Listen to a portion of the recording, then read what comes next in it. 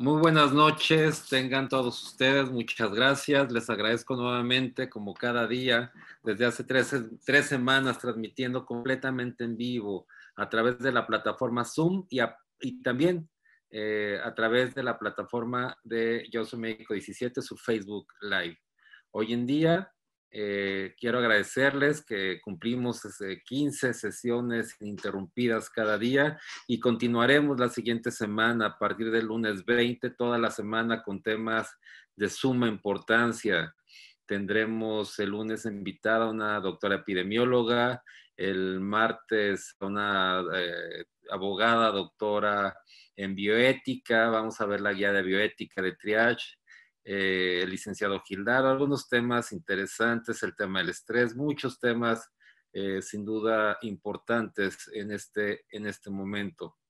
El día de hoy también quiero informarles que algunos médicos me han comentado de particularmente la plataforma Zoom, que el día de antier había sido hackeada al parecer en una sesión de bioética de la UNAM. Hoy con toda precisión les puedo comentar que después de haber verificado nuestros ingenieros el tema, parece que lo que hicieron fue que al ser un link abierto, la configuración la hicieron para que cualquier persona pudiera controlarla o entrar a sonido, y así fue como entraron, lamentablemente, con este tema de configuración. Nuestras transmisiones son completamente seguras, además de la seguridad normal de la plataforma. Tenemos una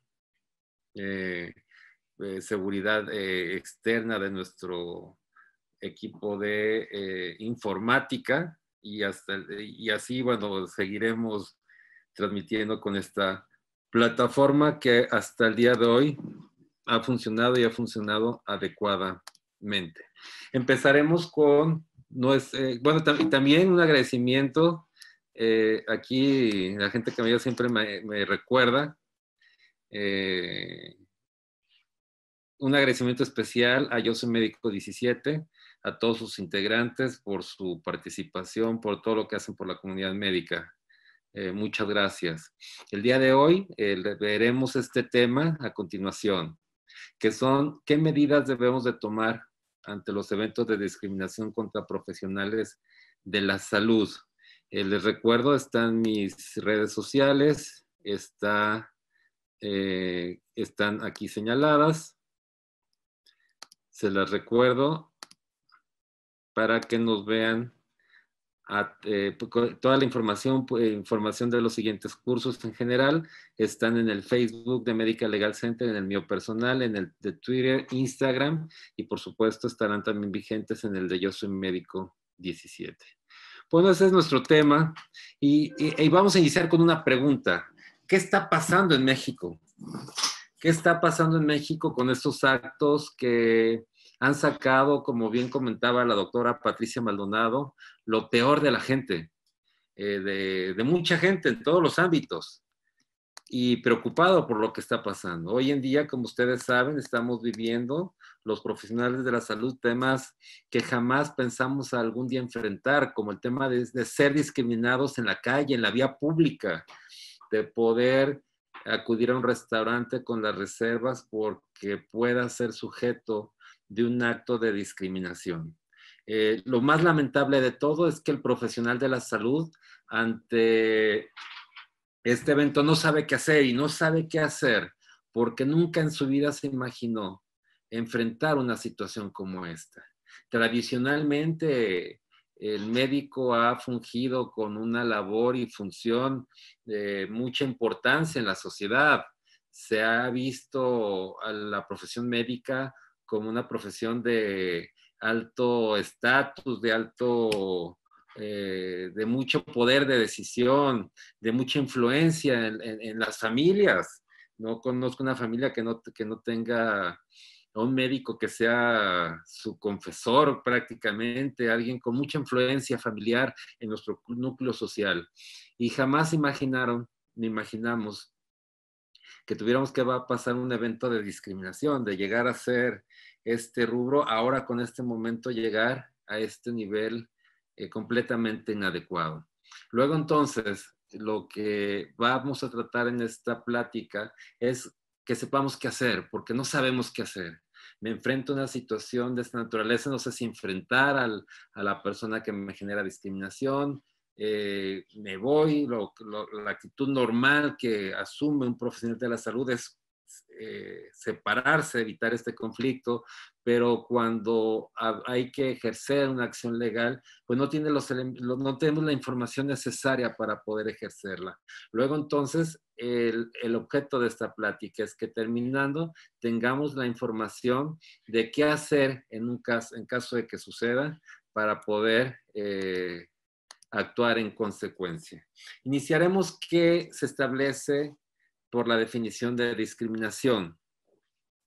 Y la ley contempla que es toda distinción, cualquier tipo de distinción generada por una acción o una omisión, con intención e incluso sin intención, pero que tenga como objeto obstaculizar, impedir, menoscabar el ejercicio de cualquier derecho humano y libertad, con base en su condición social, económica y en este particular rubro, por nuestra apariencia o por nuestra profesión, por la actividad a la que nos desarrollamos, que encuadren en cualquier otro motivo. Esto es, que estas restricciones de derechos y libertades se generen por mi actividad profesional, por un estereotipo de mi actividad profesional.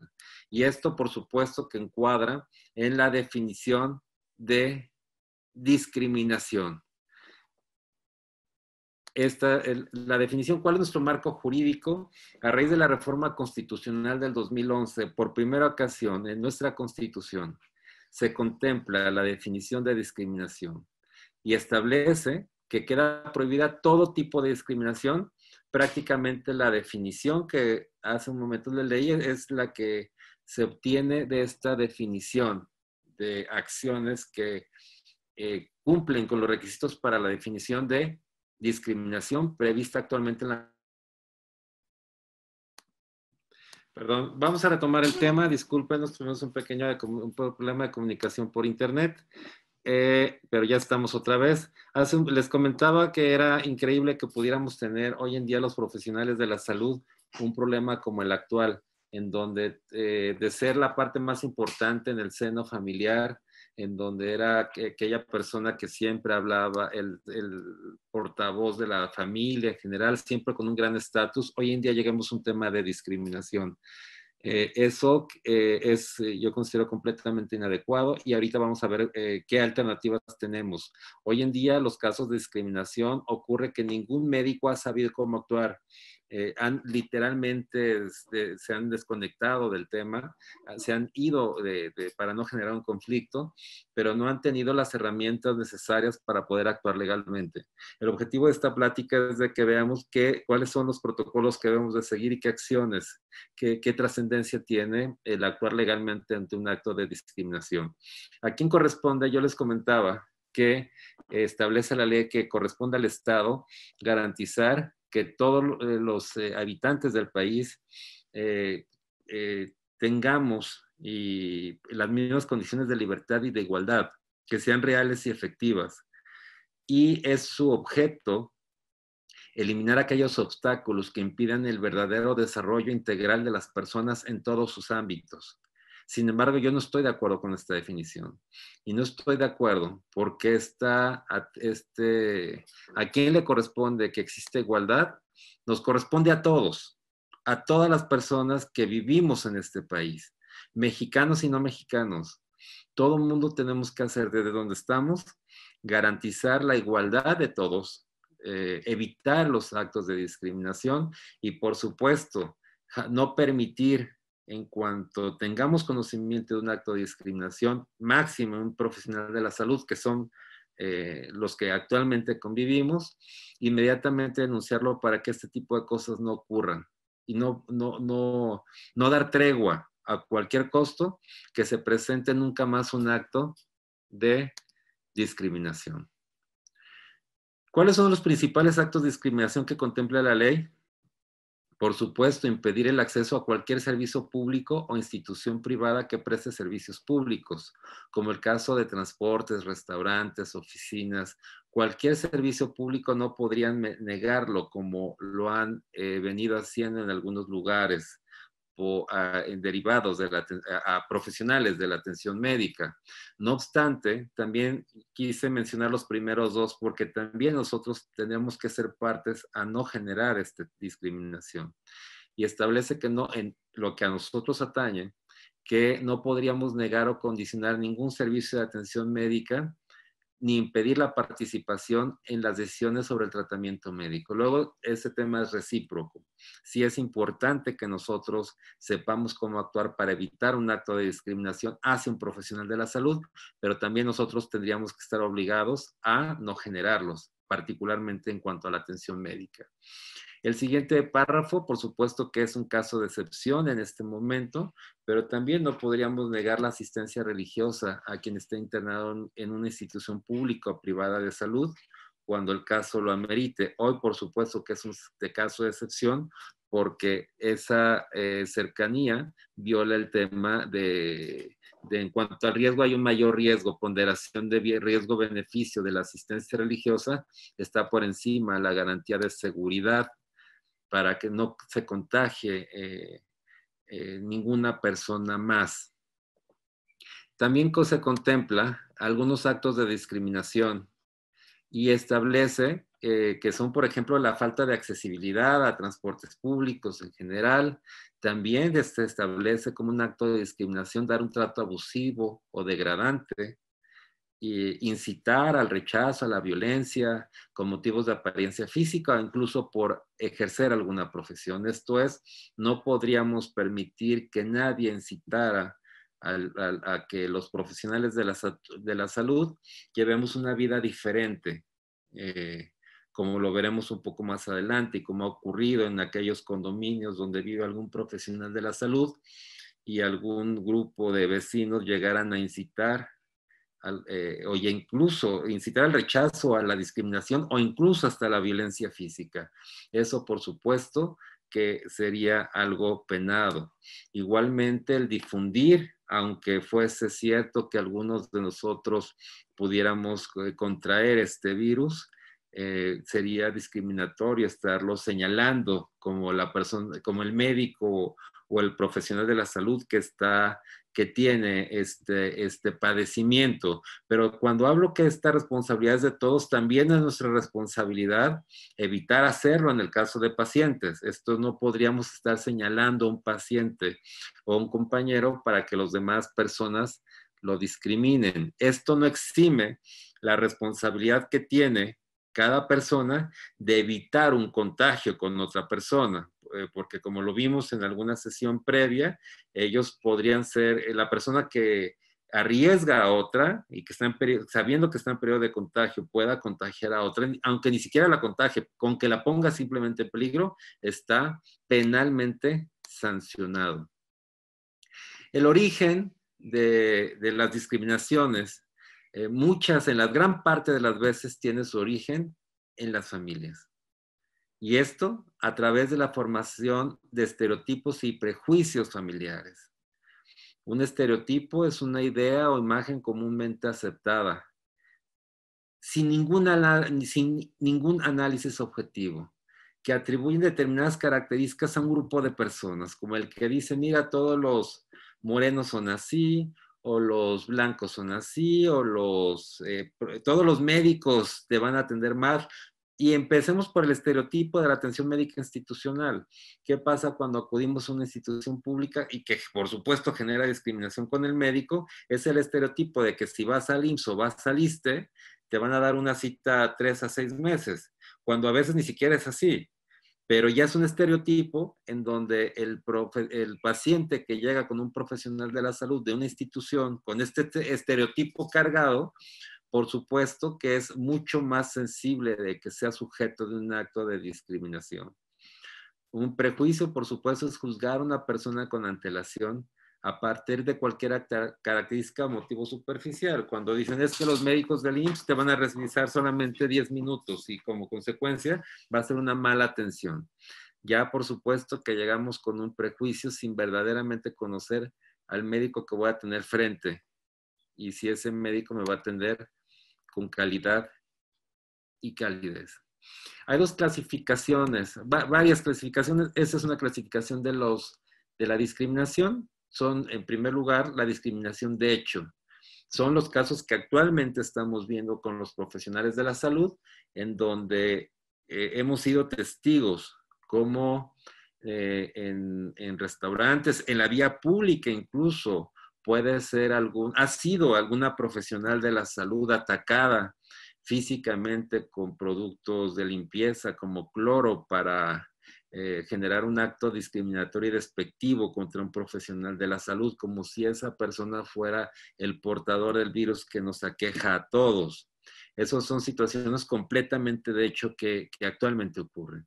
Y hay aquellas discriminaciones de derecho, por ejemplo, que son aquellas que incluso están contempladas en la ley y que por supuesto que generan un acto discriminatorio, que la propia concepción de esa disposición legal es discriminatorio, como lo sería, por ejemplo, el hecho de que se estableciera en la ley, como ocurre en algunas circunstancias, que para la realización de algún procedimiento médico, la mujer requiere el consentimiento del esposo, por ejemplo.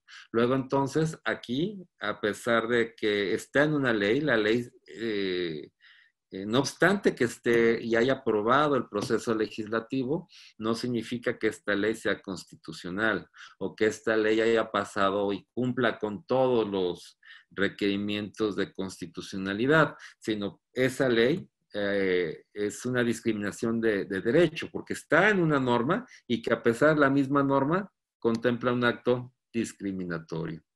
Está esta otra clasificación que es quizás una de las más usuales. Esta es la discriminación directa e indirecta. La directa es donde expresamente, de forma explícita, se genera el acto de discriminación, como es el que hemos visto en el caso de pacientes que han llegado a golpear a nuestros médicos, a nuestros profesionales de la salud. Es un acto directo discriminatorio. Mientras que la forma indirecta es una forma de darle vuelta o ocultar o maquinar o ocultar este acto discriminatorio. Por ejemplo, cuando para la obtención de un puesto de trabajo se solicitan elementos o requisitos que no son indispensables y que se hacen solamente con el acto, con el fin de poder generar un acto de discriminación. Por ejemplo, cuando para obtener un puesto de trabajo se solicitan como tener un ojos de un específico de color, pues evidentemente eso es un acto discriminatorio, porque no tendría ninguna congruencia o relación el caso particular del requisito con la actividad que se va a desarrollar. Particularmente, la discriminación para los profesionales de la salud se ha generado hoy en día en estos al menos 6 supuestos. En la familia, sí, en nuestra propia familia, en el trabajo, en las casas donde vivimos, con nuestros vecinos, en el uso del transporte, en restaurantes y hasta en la vía pública. Vamos a ver qué es lo que ha ocurrido hoy en día. En la familia, no ha sido más de una llamada que he recibido de médicos con los que tengo suma confianza, donde me dicen, Abraham, el acto de discriminación ocurre incluso en mi propia casa. Me han pedido que utilice solamente, como tengo contacto en los hospitales donde estoy yendo a intervenir, es mi trabajo, me están pidiendo que los trastes, los cubiertos, que actualmente uso sea solamente de mi uso exclusivo con un lavado diferente, incluso hasta la cercanía de las personas que viven en mi casa, pues no es como era antes. Si es difícil que se acepte un acercamiento como los que teníamos antes, quizás de un abrazo, etcétera, dentro de mi propia familia. Y esto, bueno, tendríamos que ver que por supuesto es un acto quizás inconsciente del propio integrante familiar, pero es un acto que al menos he sido testigo que ocurre. Luego entonces es lamentable que por supuesto que es un acto discriminatorio. Tengo el otro tema, el que es dentro de nuestras áreas de trabajo. Por supuesto que siendo médico estamos con la atención directa con el paciente, pero hay otras áreas, como las áreas administrativas o aquellos que no tienen contacto directo con pacientes de COVID, en donde también han generado un acto discriminatorio. Esto es, procuran no acercarse a los médicos que tienen COVID, ni acercarse a algunos profesionales de la salud, dando prácticamente, dándoles la vuelta, no acercándose incluso al momento de poder notificarles un oficio, etcétera, en lugar de hacerlo con las medidas naturales de protección, evitan hacer cualquier tipo de contacto, generando un acto, por supuesto, de mayor discriminación. Que lo hemos visto, que circuló mucho en redes sociales, el caso de mis vecinos, aquellos mis vecinos de casa, cuando vivo en departamentos, en casa, en condominio, etcétera, llegando los vecinos, como lo han visto, pegando anuncios en la pared para que reconsidere cambiarse de casa, o si no cambiarse de casa, él al menos, el profesional de la salud, no asistir a su casa para evitar un contagio al resto de los condóminos. El uso de elevadores, en donde son condominios donde llega el médico a utilizar el elevador para subir a su departamento, y los demás habitantes del condominio ni siquiera se acercan, o si ve que entra el médico se salen, accesos comunes, incluso la solicitud de incluso retirar su propia casa. Esos por supuesto que son actos que no solamente desmoralizan, sino que son claros casos de discriminación. Por supuesto, en el transporte, lo vivimos en el transporte público, hay reportajes, notas de varias partes del país, en el norte, en el noroeste, con el uso de transporte público, particularmente el autobús, a veces en taxis, en donde también ha ocurrido esta circunstancia. Aquí quiero aclarar que particularmente sé que en Jalisco algún grupo de taxistas, lejos de generar este acto discriminatorio, y contrario a esto, y en un acto completo de solidaridad, cada vez que se encuentran en la calle a un médico, un profesional de la salud, han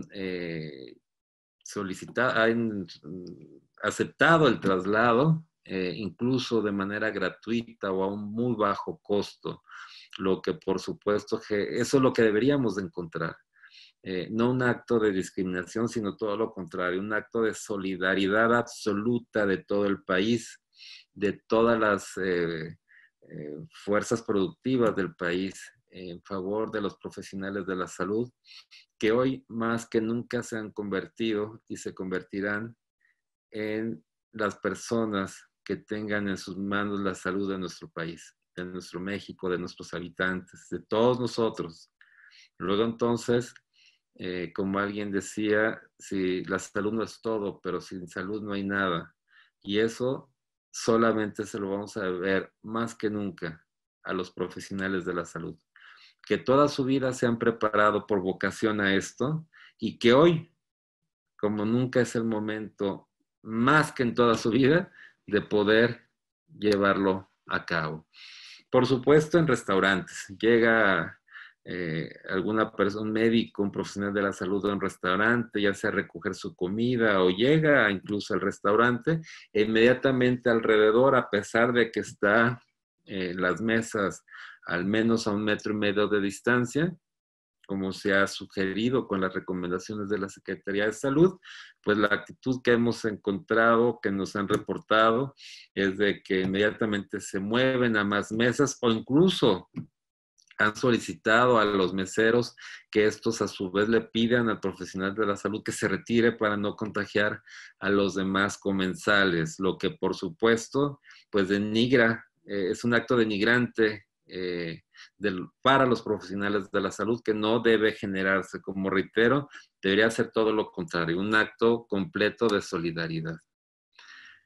El caso más grave, desde mi punto de vista, sin menospreciar al resto, es de que que estos actos de discriminación ocurran en la vía pública.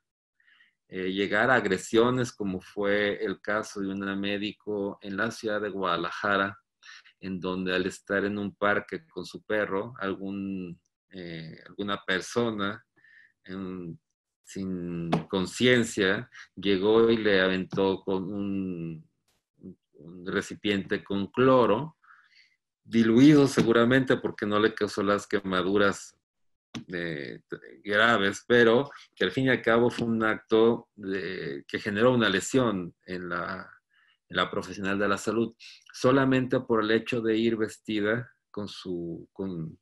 quizá con alguna indumentaria que la caracteriza como profesional de la salud. Esto es un acto no solamente sin precedentes. Yo jamás había escuchado en más de 20 años una situación de esa naturaleza, pero que además no debe volver a ocurrir. Y si ocurre, no podemos quedarnos con los brazos cruzados. Es importante que sepamos qué hacer en estos casos y por eso el objeto de esta plática. ¿Qué debemos de conocer? ¿Qué autoridad debe conocer de los casos de discriminación? Bueno, tenemos 5 opciones inmediatas. Uno es una queja ante la Comisión Nacional para Prevenir la Discriminación, que es un órgano especializado en temas de discriminación. Tenemos a la Comisión Nacional o la Estatal de Derechos Humanos, por supuesto al Ministerio Público para una denuncia penal cuando existe comisión de delitos, que es el caso. Los tribunales civiles, por supuesto, para demandar la reparación del daño y, por supuesto, la afectación al daño moral que genera un profesional de la salud y la intervención inmediata de los equipos de seguridad pública para inmediatamente restablecer el orden en un caso de esta naturaleza. ¿Qué es el CONAPRED? CONAPRED es el Consejo Nacional para Prevenir la Discriminación. Es un órgano descentralizado sectorizado de la Secretaría de Gobernación. Entre sus funciones está prevenir y eliminar la discriminación y así como establecer políticas públicas que generen igualdad a favor de todas las personas y coordinar las acciones para prevenir y evitar y erradicar la discriminación. ¿Cuáles son algunas de sus atribuciones? Por supuesto, realizar acciones enfocadas a prevenir y eliminar la discriminación, que los poderes públicos adopten medidas para prevenir la discriminación y elaborar guías de acción pública para prevenir y eliminar esta discriminación. Por supuesto, implementar campañas de difusión y divulgación. Sé también que este consejo no tenía como jamás, creo que había recibido una queja de esta naturaleza. Ellos se han enfocado mucho a los sectores tradicionalmente discriminados por muchos motivos, pero yo creo que este tema les cayó como un tema sorprendente, nuevo. Creo que es momento para que este consejo genere este programa de guías públicas para que hagamos conciencia en toda la sociedad que lejos de generar un acto de discriminación contra un profesional de la salud, tenemos que solidarizarnos con ellos.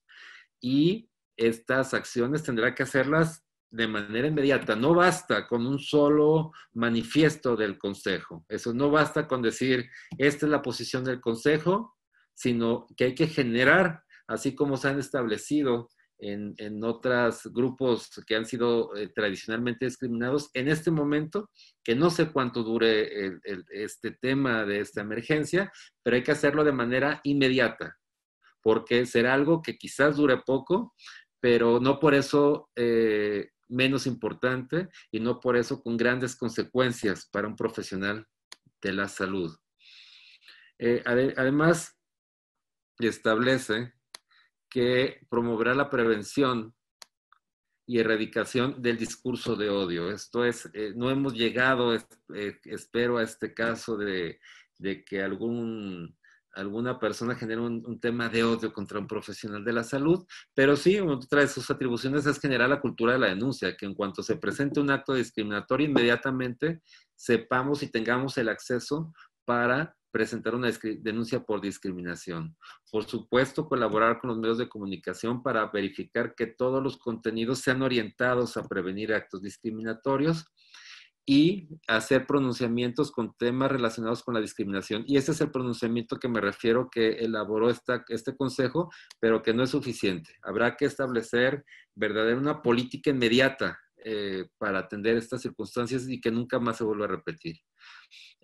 Una estrategia, también sus atribuciones, de generar que permita a las instituciones públicas y privadas prevenir y eliminar la discriminación.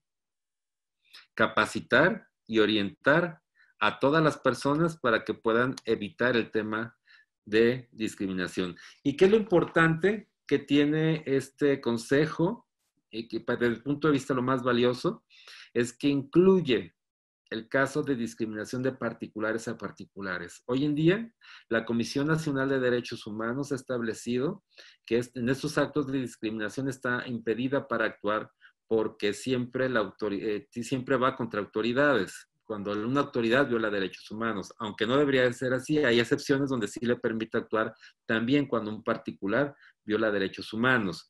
En el caso particular, algo que veo destaco, ventajosa, muy bueno, una gran ventaja para los profesionales de la salud es que contempla también el mismo procedimiento cuando es un particular el que comete el acto discriminatorio y además es vinculatorio. Esto sí lo puede sancionar. Es un tema que por supuesto es cuestionable porque se estaría comparando a un tema jurisdiccional. Esto estaría invadiendo la atribución exclusiva del Poder Judicial, de los tribunales, al emitir una sanción como una sentencia. No obstante, en el caso de particulares solamente. Y no obstante, bueno, está la ley y mientras esté la ley hay que usarla en ese sentido, a no ser que alguien emita un tema de constitucionalidad. Bueno, lo que les comentaba, el tema central es de que conocerá de las quejas de prácticas discriminatorias también de los particulares. Hay 3 personas que pueden cometer ese tipo de prácticas, son las personas particulares, los servidores públicos y los poderes públicos federales o estatales. ¿Cómo es el procedimiento? Pues se presentó una queja. ¿Quién puede presentarla? Cualquier persona. Desde las organizaciones de la sociedad civil, por ejemplo, Yo Soy 17, podríamos presentar la queja y lo haremos inmediatamente en el siguiente momento que ocurra alguna. Y si no se ha presentado, les solicitaría que los contactaran o, por supuesto, con nosotros, lo haríamos con mucho gusto. Y, por supuesto, designaríamos un representante común para poder para presentar esta queja. Esta queja puede iniciar por instancia de parte o de oficio. El propio consejo puede determinar que aquí hay un elemento e iniciar este trámite. Habría que analizar si en los casos de profesionales de la salud que están en medios de comunicación, el consejo ha iniciado alguna queja, un procedimiento, y si no, pues estar quedándose retrasado, porque es una institución que para eso funge y no puede pasar desapercibido un acto de tanto impacto como un acto discriminatorio en contra de un profesional de la salud. Todas las personas estamos obligadas a contribuir en el caso de una investigación. No es si yo quiero o puedo. O sea, en el momento que yo tenga conocimiento de un acto discriminatorio, me pueden llamar para que yo proporcione mayor información. Muy importante en la queja es narrar pormenorizadamente los hechos, particularmente circunstancias de tiempo, modo y ejecución. Si yo no narro esos 3 elementos, pues mi queja será una queja muy, muy débil, porque no tendrá las circunstancias de acreditamiento. Lo que tendrá que buscar investigar el consejo es estos elementos. ¿Cómo ocurrieron los hechos? particularmente circunstancias de tiempo, modo y lugar, para poder verificar si se trata de un acto discriminatorio o no. Por supuesto que las denuncias pueden ser por escrito, verbales o incluso a través de vía fax, a través de la página web institucional. Lamentablemente, como verán en la imagen, pues tienen un horario limitado. De esto, si ocurre algo viernes, sábado y domingo, pues difícilmente nos podrán atender. O si ocurriera algo como los hospitales que estamos 24 horas, pues si ocurre algo después de las 5:30 de la tarde, pues también tendríamos un problema que no nos atendía. Yo invito a que el Consejo pudiera, mientras dure al menos este estado de emergencia, pudiera ampliar estos servicios, particularmente para los profesionales de la salud, y que pudiera colaborar quizás con un convenio virtual de colaboración con las comisiones estatales y nacionales de derechos humanos. Sé que particularmente el personal que atiende estas quejas inmediatamente tendría que trasladarse al lugar para con fe pública dar fe de la veracidad de los hechos, y que quizá este consejo no tenga toda la infraestructura en todo el país, pero sí puede apoyarse de otras dependencias que tienen objetivos similares, como las comisiones nacionales y estatales, en donde de manera rápida pudieran verificar este tipo de actos, dar fe de ellos y continuar con una denuncia de discriminación. De otra manera, pues si ocurre un evento el viernes y apenas irían el lunes, pues sería muy lamentable que se perdieran evidencias. En casos graves, inmediatamente el Consejo podrá emitir medidas precautorias, esto es, cualquier medida que tenga como finalidad que se sigan cometiendo actos de discriminación. Una vez con la denuncia, se emplaza a la persona que haya cometido el acto de discriminación, particular, público o servidor público o miembro o el poder público en particular, y este tendrá un lapso para emitir un informe detallado del motivo de la queja. Posteriormente vendrá una conciliación donde nos citarán por si existe la posibilidad de una conciliación y terminar el asunto. Si no fuera así, iniciarían con una etapa de investigación donde nos llamarían a todas las personas involucradas para aportar pruebas y acreditar ese acto de discriminación.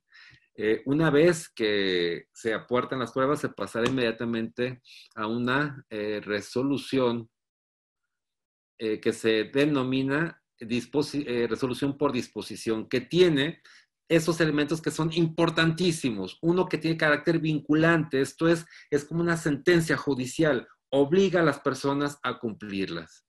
En el caso particular, tendrá que señalar que si existe el acto discriminatorio y en su caso impone las medidas administrativas correspondientes. Vuelvo a aclarar que es un acto que puede ser discutible, que una autoridad administrativa funcione como autoridad judicial en caso de particulares, no en el caso de los otros servidores públicos y poderes públicos. Sin embargo, bueno, está la ley, mientras tanto habría que aplicarla. ¿Qué elementos tendría esta resolución? Primero, determinar quiénes son los agentes que son discriminadores, o sea, quién es quien cometió la falta, particulares o servidores públicos o poder público. En el caso particular va a decir Juan Pérez cometió esta falta discriminatoria, lo va a señalar. Número 2, le realizará una amonestación pública. Si existiera compensación, la realizará. Esto es, si no fuera posible regresar las cosas a su estado anterior, realizar un resarcimiento que puede ser pecuniario, esto es indemnizatorio económico en favor de la víctima. Por supuesto, el daño inmaterial, que se refiere al daño moral al que pudimos haber sido sujetos con este acto discriminatorio, también será establecido en este rubro. ¿Qué otra cosa? Establecerá la sentencia la garantía de no repeticiones. Garantizará en la sentencia que no se repita un acto así por el agente discriminador. Contemplará también en su caso medidas de rehabilitación. Esto es en caso de que se haya ocasionado un daño moral, por supuesto, cómo rehabilitarlo, quizás con terapias psiquiátricas o psicológicas. medidas de satisfacción que buscan restablecer la dignidad de las víctimas, las medidas administrativas que buscan inhibir y prevenir este tipo. Ahorita, en un segundo vamos a ver en qué se clasifican las medidas administrativas, y las medidas de reparación por actos, que es restituir a la situación, todo al estado anterior. La restitución del derecho conculcado, que implica el restablecimiento del goce de sus derechos de la víctima, y el señalamiento de las víctimas, quiénes fueron las víctimas de discriminación.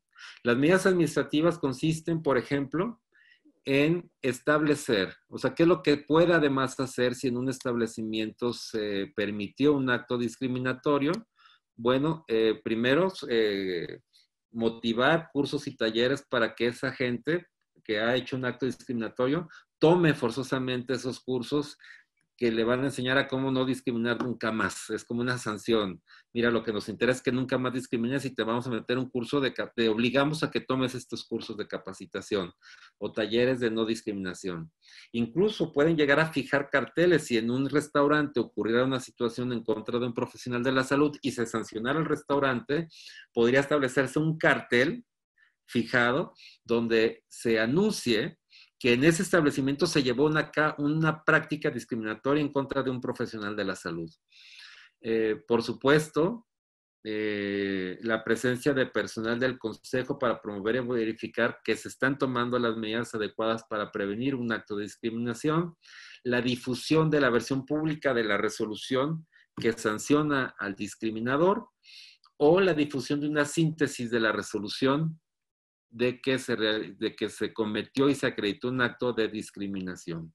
Esto es solamente el acto del proceso ante el Consejo para un acto de discriminación, sin o de manera independiente a la responsabilidad penal y civil, y en su caso administrativa, que pueda tener una persona que realiza un acto de discriminación.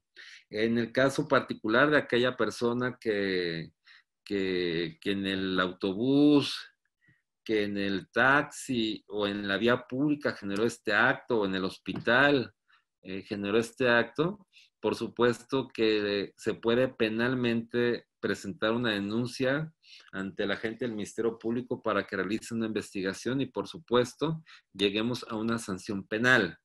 Y en el ámbito civil, por supuesto, una demanda de responsabilidad civil donde se pueden reclamar la reparación del daño de una manera económica, la ganancia lícita que dejé de ganar, que son los perjuicios, el daño moral cuando se dañó la esfera más íntima, que es el más importante o a lo mejor el más cuantioso, por haber dañado la parte más íntima de mi ser por un acto discriminatorio, y por supuesto los gastos y cosas que generan un juicio. Otro que también hemos platicado, que es otro de los procesos, es ante la Comisión Nacional de Derechos Humanos o la estatal. No obstante, estas han establecido que no tienen el poder para actuar porque los actos los ha cometido no una autoridad, sino un particular. No obstante, hay casos de excepción como este donde sí podrían hacerlo, y aún así, si no quisieran, lo podemos hacer con el Consejo sin mayor tema, pero habría que hacerlo. Hay un protocolo de actuación de los comités de ética y de prevención de conflictos de interés en la atención de presuntos actos de discriminación. Y en Medical Legal Center hemos generado un protocolo a seguir cuando encontremos un acto de discriminación. Este es completamente de acceso para todos ustedes, sean afiliados a una Medical Legal Center, y se los entregamos con mucho gusto porque establece cuáles son los datos que deben de tomar en cuenta. Y les adelanto algunos. Por ejemplo, cuando ocurre cualquier acto de esta naturaleza, nosotros, en cuanto lo percibamos, es importante que inmediatamente nos alleguemos de las personas que estén cerca de nosotros y que puedan primero impedirlo, pero además que puedan ser testigos de lo que está ocurriendo. Esto con la finalidad de poder, a través de cámaras, videos, fotografías, de cualquier otro medio, poder inmediatamente generar la mayor documentación de lo que ocurre en ese momento. Otro dato importante es la identificación del discriminador. porque en el caso, por ejemplo, de la doctora que en la vía pública la agreden, ella, pues la agredieron, pero huyó, o sea, no yo sé, no sé, por supuesto, evita el conflicto atinadamente, pero al momento de denunciar, pues seguramente no tomó, no recuerda la cara, pues quién será, entre una descripción física, pues jamás encontrarán al discriminador. Entonces sí es importante, primero como atinadamente lo hizo, tomar distancia, pero sí identificar, tener los mayores datos de la persona, su vehículo, sus placas, quizás una foto de la persona, si podemos, si esto ocurre en un hospital, tomar los datos del discriminador o del familiar del discriminador, y entonces podamos tener una persona identificable. De otra manera, pues no resulta, no podríamos tener los elementos para presentar una reclamación de esta manera. Sabemos que una legisladora de Morena presentó una iniciativa de ley al Congreso Federal para que pueda sancionarse este acto, particularmente con una pena alta para las personas discriminadoras, lo que se me hace atinado y ojalá pueda pasar rápidamente comisiones y rápidamente aprobarse. No obstante, el estado que mayor interés, y tengo que decirlo, mayor interés y rapidez le dio al tema, fue el estado de Oaxaca, quien de manera rápida y contundente estableció una adición y modificación a su legislación penal para contemplar una mayor penalidad a este tipo de actos e inhibir que vuelvan a ocurrir. Se me hace una acción adecuada. Felicito mucho al Congreso de Oaxaca. Creo que el resto de los congresos estatales se ha quedado corto. No podemos permitir una situación así. No podemos quedarnos con los brazos cruzados y esperar que las cosas pasen porque no va a pasar nada. Tenemos que ser muy claros en que para que esto nunca más vuelva a ocurrir, tenemos que generar un precedente. Y el precedente es cuando vuelva a ocurrir esa circunstancia, inmediatamente generar las acciones que les comento en este manual y presentar una queja, una o las quejas que resulten por todas las vías para que en lo sucesivo alguien más que tenga esta intención se la piense dos veces. Nosotros con mucho gusto en Medical Legal Center apoyamos esta iniciativa para todos los profesionales de la salud, porque hoy más que nunca tenemos que apoyar a nuestro equipo, a nuestros médicos, a nuestra familia.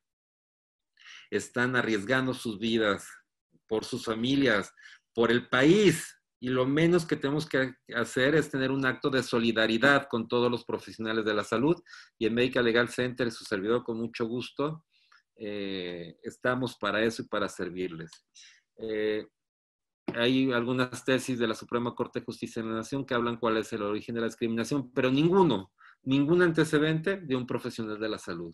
Luego, al menos aquí en México, y es la importancia de que nunca generemos un caso más. O sea, los precedentes van a ser para que no se repita nunca más un caso de esta naturaleza. Quiero dar el agradecimiento especial, como siempre, a Yo Soy Médico 17, que estas son mis redes sociales, a Yo Soy Médico 17 que siempre ha estado pendiente de los requerimientos y necesidades de todos los profesionales de la salud. Siempre al tanto con sus redes sociales, en general, siempre atento. Hoy en día, además, quiero informarles que tenemos una sorpresa para ustedes. Y es decirles que he platicado este tema con la doctora Bernadette Casillas. La doctora Bernadette Casillas es alguien a quien aprecio y quiero mucho y quien me ha, el lunes pasado, viendo cuáles son los requerimientos de los profesionales de la salud en cuanto a la atención psiquiátrica o que requieran con todo esto que está pasando, ya están panelistas, con todo esto que está pasando, por supuesto que requieren mucha asistencia. Y en los casos de discriminación y en general, todos de alguna manera sentimos en algún momento miedo, sentimos algunas particularidades y ella me ofreció, como siempre, con el gran corazón que tiene, apoyar a todos los profesionales de la salud que lo requirieran. Hoy la tenemos en este momento con nosotros, la acabo de hacer coanfitrión, ella ya puede hacer uso de la voz y ella quiere darles un mensaje. Bernadette, ¿me escuchas?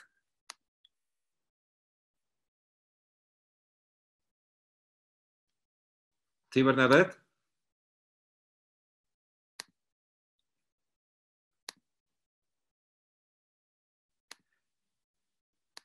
Bernadette, ¿sí, sí, sí nos escuchas?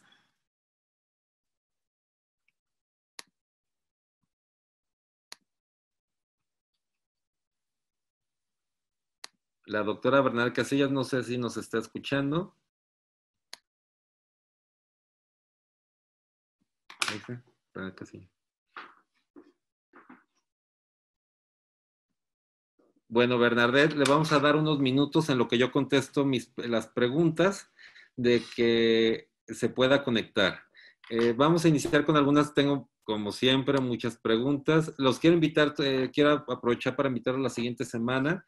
Tenemos a la doctora Lilia Cote Estrada el lunes, acompañada de otro médico epidemiólogo, la doctora Lilia Cote cirujano general. Tenemos a la doctora en Derecho, Irina Córdoba, para hablarnos del tema de bioética, particularmente ahorita con el tema COVID, al licenciado Gildardo Cepeda Barragán, el director del área jurídica de Medical Legal Center.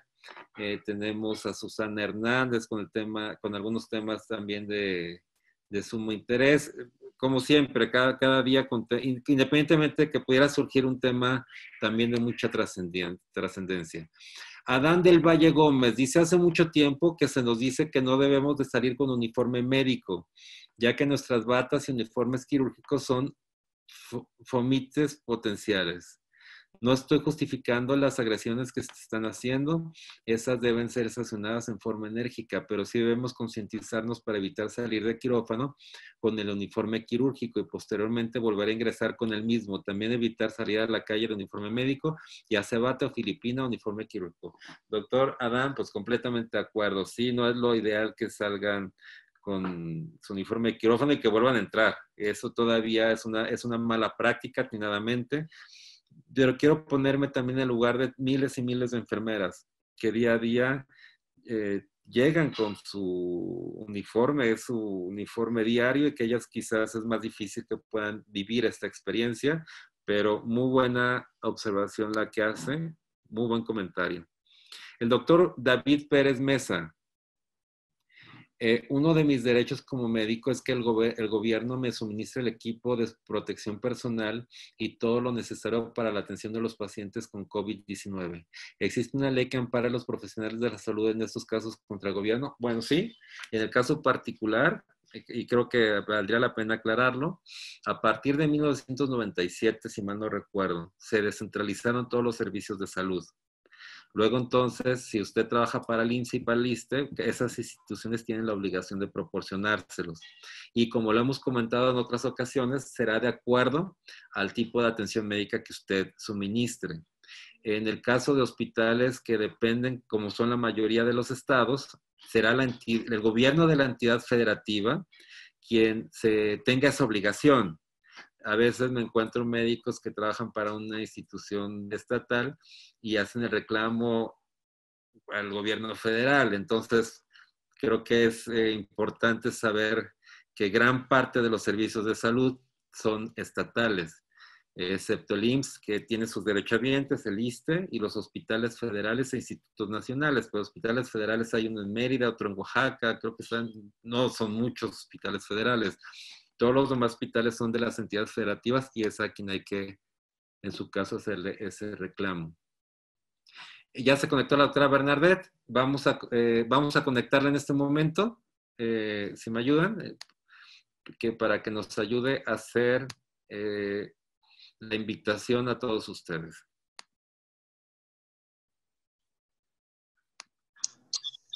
Bernadette, ya te escuchamos, pero no vemos tu pantalla. Ojalá en la parte inferior izquierda puedas darle clic a tu pantalla para que te podamos ver.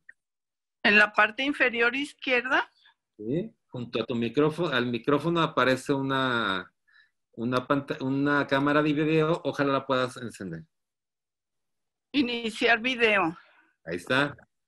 Ah, bueno. Ya te vemos, Bernadette, te escuchamos todos. Ni siquiera quería aparecer en pantalla, ¿eh? Buenas noches, Abraham.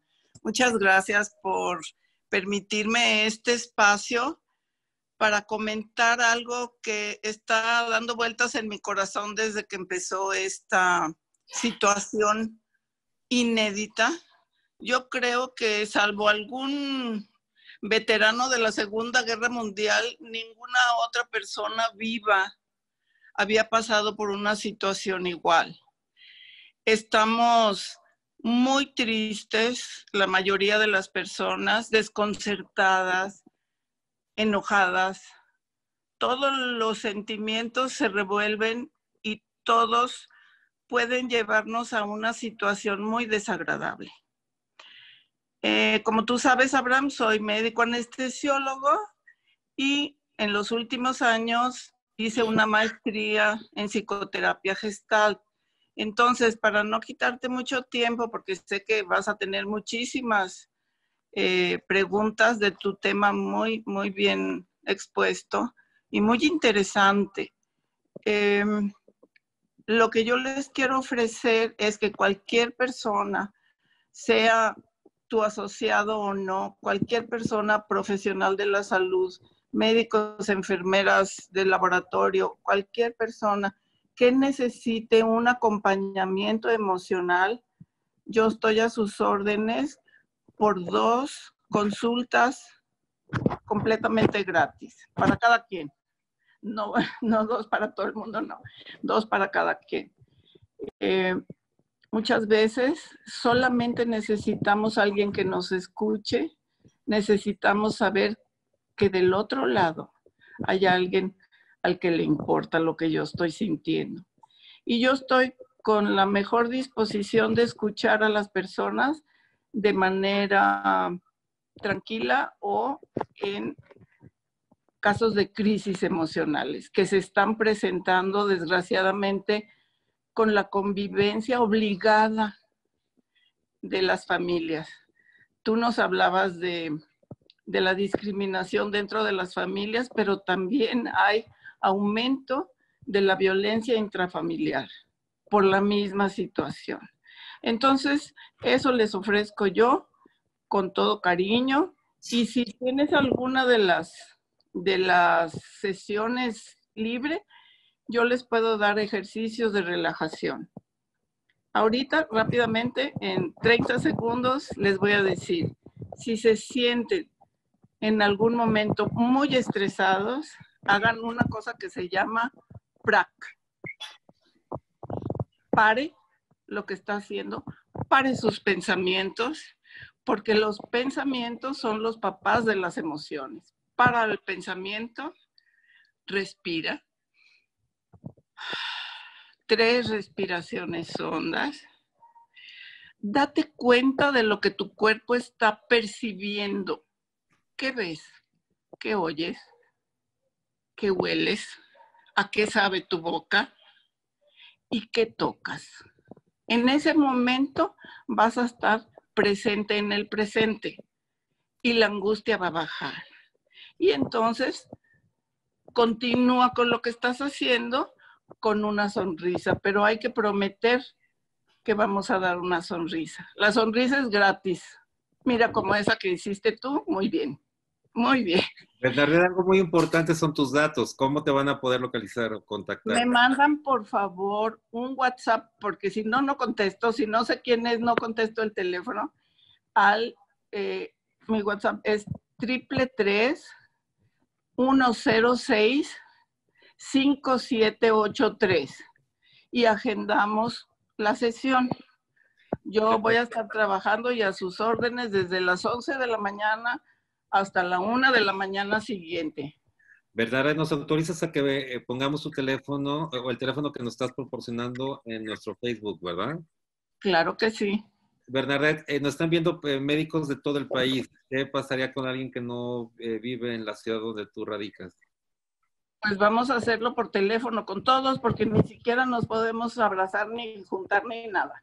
De Entonces acuerdo. va a ser por teléfono con Por algún todos. medio como este. Ajá. De acuerdo, muy bien, Bernadette, pues muchas gracias y agradecemos mucho, como siempre, la aportación de la doctora Bernadette Casillas. ¿Algo más que quieras comentarnos? Que les mando un abrazo virtual. Ese sí se puede.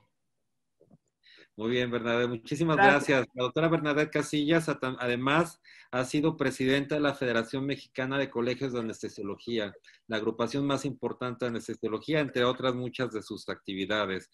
Bernadette, muchas gracias. Gracias a ustedes. Gracias a ti, Muchas Abraham. gracias. Buenas noches. Seguiremos entonces con las preguntas y respuestas. Hay muchas, daremos algunas. Tenemos a este lado a Nayeli Sánchez. Nayeli dice, perdón, ¿el material del curso estará disponible en algún lugar? Sí, todo el material, todo lo que estamos viendo ahora está en la página, quedará en la página de Facebook de Medical Legal Center y en la de Yo Soy Médico 17. El manual de qué hacer en casos de discriminación para profesionales de la salud está disponible, lo pueden solicitar al correo atención.mlc@gmail.com. atención.mlc@gmail.com. De la doctora Gloria Reyes, debido al COVID está cerrado mi consultorio. ¿Tengo la obligación de acudir a atender a algún paciente que me contacta por teléfono? Bueno, esa será su decisión. Si es un caso, lo hemos comentado aquí muchas veces, todo es una actividad esencial, entonces pueden estar abiertos todo lo que tiene que ver con atención médica y usted definirá si requiere que haga exploración física o no. Y eso dependerá del riesgo-beneficio. Si el beneficio es mayor que el riesgo, hágalo. Pero si el riesgo de contagio es mayor que el beneficio, puede llevar a cabo la asesoría médica de otra forma. Les pongo el caso particularmente de los odontólogos, en donde no es un caso de urgencia, pero un absceso dental, pues es muy difícil que alguien lo soporte 2 meses. Entonces, por supuesto que está justificado riesgo-beneficio que sea atendido por ese profesional de la salud. Concepción Valverde, quisiera preguntar qué se puede hacer en casos de que no contáramos con testigos, qué tipo de pruebas pueden apoyarnos para evidenciar la discriminación. Bueno, lo entiendo, gran parte de los actos de discriminación se llevan a cabo sin testigos. El puro dicho será suficiente si es lo que existe. Se citará a la persona discriminadora y en un interrogatorio yo les digo que no hay quien no caiga, quien no diga la verdad en un buen interrogatorio. Y dentro de las posibilidades de pruebas podríamos presentar cualquiera para poder acreditarlo. Y les reitero, yo soy convencido que no hay quien aguante un buen interrogatorio y para que diga la verdad. Entonces, se sopesará ¿sí? ¿Cuál es la versión más verosímil o más creíble conforme las información que se tenga? ¿Cómo abordar el problema de obesidad? Dice, bueno,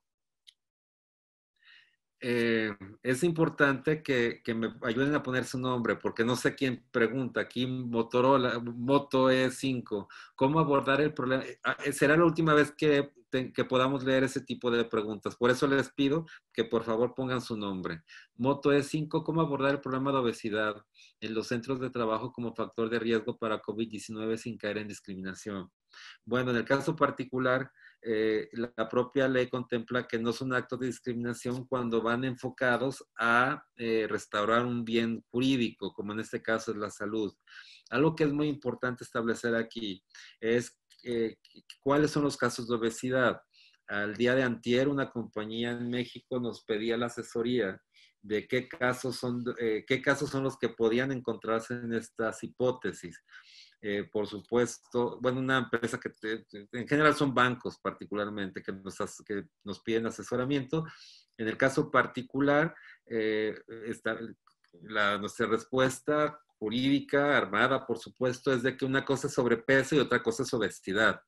el decreto que contempla un factor de riesgo es la obesidad, no el sobrepeso. Y entonces de otra manera, imagínense, sería una locura. Todos tendríamos un grado de sobrepeso. Alzan dice, también les pido que pongan su nombre completo. Será la última vez que leamos este tipo de comentarios. Si no no viene su nombre completo. Dice, ¿puede un profesional de la salud objetar conciencia en casos que supongan discriminación por no atender personas que nos soliciten el aborto, por ejemplo, nos soliciten la no transfusión sanguínea por cuestiones de religión, o en personas de la comunidad LGBT, o incluso con padecimientos infectocontagiosos? Bueno, quiero comentarles que el único caso donde está contemplado, hay casos de estos que me ha puesto, el único que puede considerarse hasta hoy la objeción de conciencia es en el caso de abortos, en donde sí está contemplado en la norma oficial mexicana 046, y estoy hablando de abortos legales, esto es no abortos por supuesto ilegales, ¿verdad? Y esto contemplados, previstos por la ley, en donde se establece que podrá el médico ejercer el derecho de objeción de conciencia, pero que obliga esta norma a los hospitales a contar con médicos no objetores de conciencia. No obstante esta circunstancia, la Comisión Nacional de Derechos Humanos ha establecido y promovido una controversia constitucional ante la Suprema Corte de Justicia de la Nación, donde contempla que los médicos no tengamos objeción de conciencia ni siquiera en estos casos, porque su argumento es que en una ponderación de derechos está por encima el derecho humano a la salud a nuestro derecho a objeción de conciencia. Es un tema que tendrá que discutir la Suprema Corte de Justicia de la Nación en caso de aceptarla. Y bueno, mi posición ya la saben, no soy un fan del tema. Pueden enviarme el protocolo, el doctor Javier Camacho, con mucho gusto, se lo enviamos y nos envía el correo, pero por favor envíenos la solicitud a atención.mlc@gmail.com. Concepción Valverde, este es un excelente momento para realizar cambios a nivel jurídico, sentar precedentes y lograr a nivel nacional impactar. De acuerdo. El principal objetivo es que esto nunca más vuelva a ocurrir. Y es el momento, en el siguiente caso que ocurra o con los que ya ocurrieron, atenderlos, y con mucho gusto nos ponemos a sus órdenes para poder generar estos procedimientos. Hola, ¿las autoridades están obligadas a manejar el contagio por COVID como riesgo de trabajo? Absolutamente sí. ¿Dónde podemos localizar a la doctora? Bueno, ya dejó sus datos, pero de cualquier manera los pondremos en nuestro Facebook para que lo vean, para que puedan acceder a sus datos. Está tipificado el delito del Código Penal por agresión al personal de salud. Bueno, habla de discriminación, no exactamente agresión al personal de salud. El único estado que lo ha contemplado ahora es el estado de Oaxaca, y hago por ello un llamado a los legisladores de todas las entidades federativas para que nos ayuden a incluir este tipo de delitos y hacerlo específico, un delito específico, y además con una penalidad importante para inhibir que estas cosas ocurran con un profesional de la salud. Ocurrió en estas ocasiones, pero no debe ocurrir una sola vez más, y en todos nosotros y como sociedad estamos obligados a que esta situación no ocurra. El doctor Baldur Julián, es importante también, es importante mencionar también buenas reacciones para los profesionales de la salud de algunas cadenas alimenticias, como el IHOP, que regalan hotcakes a médicos, enfermeras y algunas pizzerías. Doctor Julián, y lo comenté también en el caso de algunos taxis que sé que en la ciudad de Guadalajara, de los taxis amarillos, que están facilitando el traslado de los profesionales de la salud. Y este tipo de actitud, como de estas cadenas restauranteras, la actitud que nosotros mismos asumimos generando información nuestro equipo está trabajando realmente para ayudarlos, afiliados o no afiliados. Estamos ahorita en un momento donde se trata de aportar y creo que la aportación tiene que ser de toda la sociedad donde estemos. Mi aportación es esta. Créanme que no es fácil y es pesado dar una sesión, estar pendiente todos los días, además de todo lo que hacemos, pero lo hacemos por ustedes.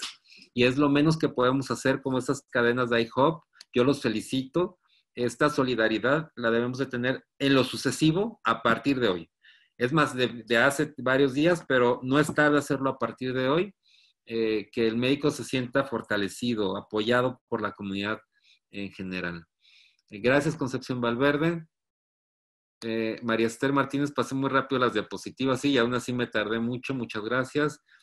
Elizabeth Cervantes, el hecho de colocar en el área de donde se presentó la discriminación no sería incurrir a un tiempo en discriminar al local.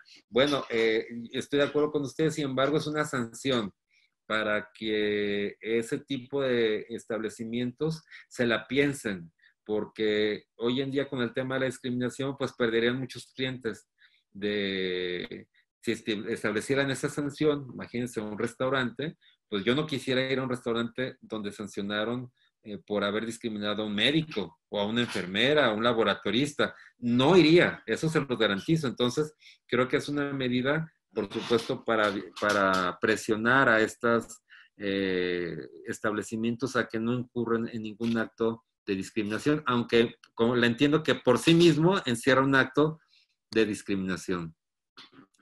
Estela Altamirano, lo malo de esto es que los discriminadores o agresores van siempre a causar daño. En muchas ocasiones no se les podrá identificar y así no hay forma de denunciarlos, menos que reciban un castigo. Y son los mismos que cuando se sienten mal exigen atención médica.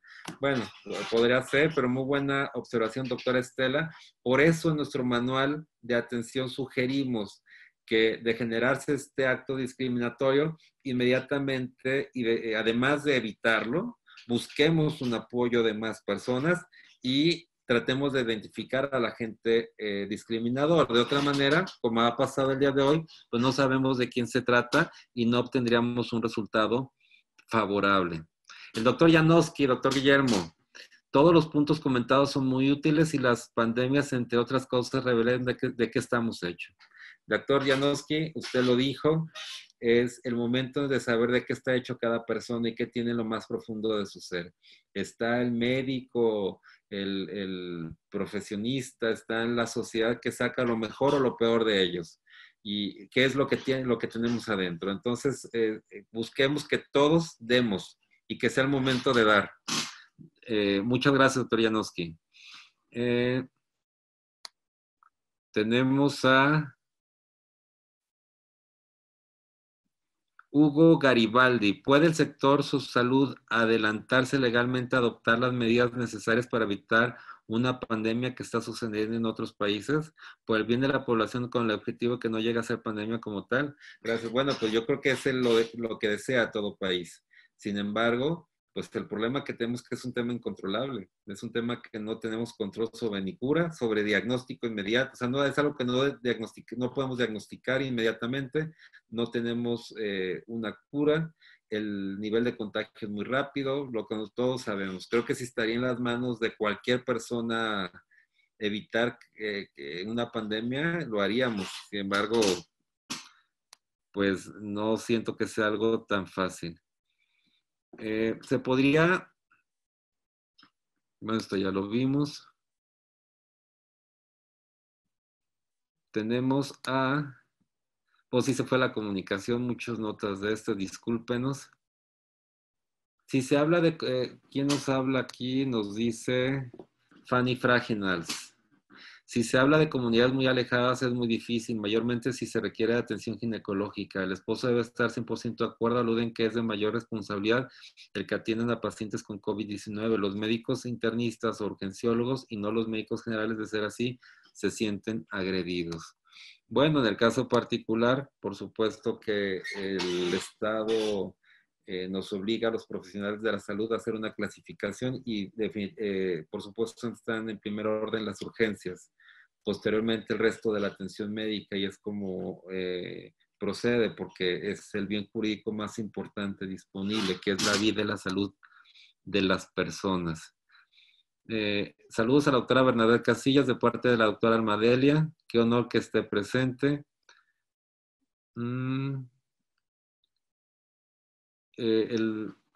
También les pido que se identifiquen. Huawei P30, LIT, entonces les pido que, dice, respetuosamente, con mucho cariño, invito a mis compañeros de salud a protegerse, entre otras cosas, no portar el uniforme fuera de los servicios. La doctora Yosafat de Oaxaca, muchas gracias.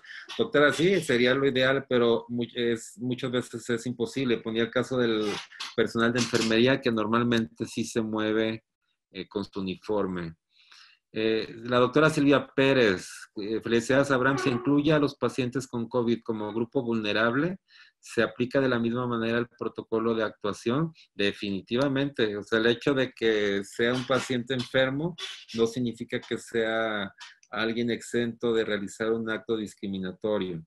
Luego, entonces, por supuesto que lo incluye y deberá, por supuesto, primero salir en ponderación de derechos, está primero su derecho al acceso a la salud, saldrá de su padecimiento y entonces se instaurarán, tendrá que hacer frente a la acusación por ser una persona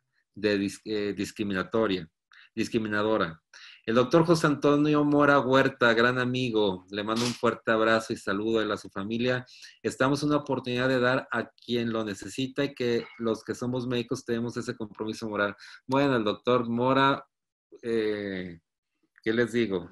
Solamente puedo hablar cosas buenas del doctor Mora, de su gran pasión y vocación por su profesión, por su corazón, un gran hombre. Le mando un abrazo fuerte y sincero. Bueno, tenemos algunas otras preguntas, pero se nos ha ido el tiempo. Ya estamos casi a las 21:30 y dura 1 hora nuestra sesión.